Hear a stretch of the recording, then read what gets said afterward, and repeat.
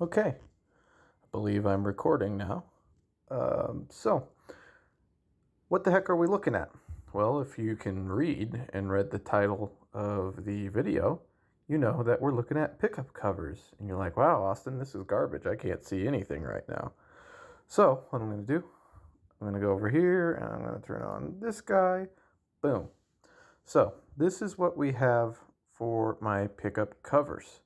Um, I created a sample of these in wood. Didn't really like how that was turning out. Um, and then I decided, hey, I have a 3D printer. And not one of the ones that leaves like really bad layer lines. I have a decent 3D printer, not a top of the line one. And it does, it's a resin printer versus a SLA. I don't know. It's resin, so you don't get any of those little ridges. So what I did is I came in here and I made these pickup covers, and they look a little weird, and you would be correct in saying so. What's actually going on is there is a channel for binding. I'm going to bind these in tortoise just like I bound the body of my guitar around the outside. This one's the neck. This one is the bridge position. And so you're like, awesome, you made some ovals. Well, it gets more awesome when you flip it around and you look at the bottom side. So, if you're familiar with guitars, you can tell that this is a Tele set. And so I have a couple of pickups that you'll see later once I've printed these off that they go into here and here. Well, obviously that's where they go.